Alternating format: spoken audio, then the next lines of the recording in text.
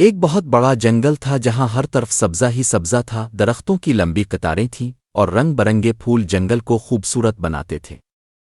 جنگل کی ہوا میں ایک خوشبو بسی ہوئی تھی اور پرندے اپنی مدھر آوازوں سے جنگل کو زندہ رکھتے تھے۔ اس جنگل کے سب جانور ایک دوسرے کے ساتھ محبت اور امن سے رہتے تھے۔ ہرن، خرگوش، بندر، ہاتھی اور دیگر جانور ہمیشہ خوش اور مطمئن نظر آتے تھے۔ اس جنگل کا بادشاہ شیر تھا، جسے سب جانور شیر بادشاہ کہہ کر پکارتے تھے۔ وہ ایک عقلمند اور سمجھدار بادشاہ تھا اور ہمیشہ اپنے رعایا کا خیال رکھتا تھا۔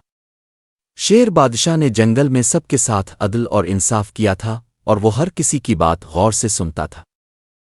ایک دن شیر بادشاہ نے سوچا کہ جنگل کے جانوروں کے لیے ایک ایسا مقام ہونا چاہیے جہاں وہ سب اکٹھے ہو سکیں، اپنے مسائل حل کر سکیں اور آپس میں محبت بانٹ سکیں۔ اس نے جنگل کے تمام جانوروں کو بلایا اور کہا، ہمیں ایک مشترکہ جگہ بنانی چاہیے جہاں ہم سب مل کر بیٹھ سکیں، ایک دوسرے سے سیکھ سکیں اور اپنے جنگل کو مزید خوبصورت بنا سکیں۔ یہ سن کر سب جانور بہت خوش ہوئے۔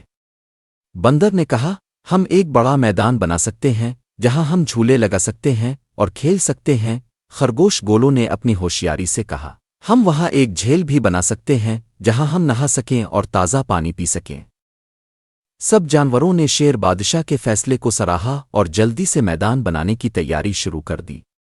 بندر نے درختوں سے رسیاں کاٹنا شروع کی تاکہ جھولے بنائے جا سکیں، ہاتھی نے اپنی سونڈ سے میدان کی زمین ہموار کی اور ہرن نے خوبصورت دوڑنے کا راستہ بنایا۔ جب میدان تیار ہو گیا تو سب جانوروں نے جشن منانے کا فیصلہ کیا۔ پرندے گانے کی مشق کرنے لگے اور جنگل کا ہر حصہ خوشیوں سے بھر گیا۔ اگلے دن جشن کا بڑا دن آیا، شیر بادشاہ نے اپنی رعایا کو جمع کیا اور میدان کا افتتاح کیا۔ سب جانور جھولے جھولنے لگے، دوڑنے کے مقابلے کرنے لگے اور خوشیوں سے بھرے میدان میں کھیلنے لگے۔ جب سب جانور کھیل میں مصروف تھے، گولو نے سوچا کہ اب جب جنگل کا میدان بن چکا ہے تو ہمیں کچھ اور نیا کرنا چاہیے۔ گولو نے سب جانوروں کو اکٹھا کیا اور کہا، اب ہمیں کچھ نیا سوچنا چاہیے۔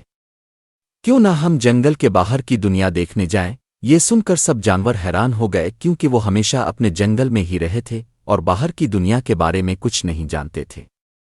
شیر بادشاہ نے سوچا اور کہا، یہ خطرناک ہو سکتا ہے، لیکن اگر ہم سب اکٹھے جائیں گے تو ہمیں کوئی نقصان نہیں پہنچے گا۔ اگلے دن گولو، بندر، ہاتھی، ہرن اور کچھ دوسرے جانور جنگل کے باہر کی دنیا کی طرف روانہ ہوئے۔ وہ جنگل کے کنارے تک پہنچے اور پہلی بار باہر کی دنیا دیکھی۔ وہاں کھیت، انسان، گاڑیاں اور بڑی بڑی عمارتیں تھیں۔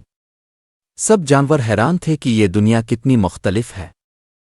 جب جانور انسانوں کی دنیا میں پہنچے تو انہوں نے دیکھا کہ انسان بہت محنت کرتے ہیں۔ وہ کھیتوں میں کام کرتے، فیکٹریوں میں محنت کرتے اور گھروں میں اپنے خاندان کے لیے چیزیں بناتے ہیں۔ لیکن گولو نے ایک بات نوٹ کی، انسان بہت محنتی ہیں لیکن ہمیشہ خوش نہیں رہتے۔ وہ شاید اپنی خوشیوں کو بھول چکے ہیں۔ بندر نے کہا، ہاں، شاید انسانوں کے پاس وقت نہیں ہوتا کہ وہ اپنی خوشیوں کا خیال رکھ سکیں۔ ہمیں ان سے یہ سیکھنا چاہیے کہ محنت کرنا ضروری ہے لیکن اپنی خوشیوں کو نہیں بھولنا چاہیے۔ سب جانوروں نے اس بات پر اتفاق کیا اور فیصلہ کیا کہ وہ واپس اپنے جنگل جائیں گے اور اس سبق کو اپنی زندگی میں شامل کریں گے۔ جب جانور جنگل واپس آئے تو انہوں نے اپنی مہم کے بارے میں سب کو بتایا۔ سب جانوروں نے انسانوں سے سیکھے ہوئے اسباق پر بات کی اور فیصلہ کیا کہ وہ ہمیشہ ایک دوسرے کی مدد کریں گے اور خوشیوں کا دھیان رکھیں گے۔ جنگل کا ماحول اور بھی بہتر ہو گیا اور سب جانور ہمیشہ خوش رہنے لگے۔ کچھ دنوں بعد جنگل میں ایک نیا مسئلہ آیا۔ ایک دن گولو نے دیکھا کہ جنگل کے کنارے پر درخت سوکھنے لگے ہیں۔ اس نے فوراً شیر بادشاہ کو اطلاع دی۔ شیر بادشاہ نے فوراً تمام جانوروں کو بلایا اور کہا، ہمیں پتہ کرنا ہوگا کہ یہ درخت کیوں سوکھ رہے ہیں۔ یہ ہمارے جنگل کے لیے خطرہ بن سکتے ہیں۔ گولو بہت ہوشیار تھا، اس نے سوچا کہ شاید زمین میں پانی کی کمی ہو رہی ہے۔ اس نے سب جانوروں کو مشورہ دیا کہ ہم درختوں کے قریب جھیل بنائیں اور وہاں پانی کا ذخیرہ کریں تاکہ درختوں کو پانی ملتا رہے۔ سب جانوروں نے مل کر جھیل بنائی اور پانی کا ذخیرہ کیا۔ کچھ ہی دنوں میں درخت دوبارہ سبز ہو گئے اور جنگل میں خوشی کی لہر دوڑ گئی۔ شیر بادشاہ نے گولو کی دانشمندی کی تعریف کی اور کہا، ہمیں ہمیشہ قدرت کا خیال رکھنا چاہیے اور اس کی حفاظت کرنی چاہیے۔ جنگل کے جانوروں نے فیصلہ کیا کہ وہ اپنے جنگل کو اور بھی خوبصورت بنائیں گے۔ بندر نے کہا کہ وہ مزید جھولے لگائے گا، اور ہاتھی نے کہا کہ وہ ایک بڑا سا فوارہ بنائے گا جہاں سے سب جانور پانی پی سکیں گے۔ ہرن نے دوڑنے کے نئے مقابلے کے لیے ایک اور خوبصورت راستہ تیار کیا۔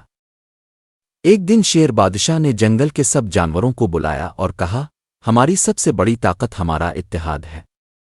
اگر ہم سب مل کر کام کریں گے تو ہمارا جنگل ہمیشہ خوشحال رہے گا۔ ہمیں کبھی بھی اپنی خوشیوں کو نہیں بھولنا چاہیے اور ہمیشہ ایک دوسرے کی مدد کرنی چاہیے۔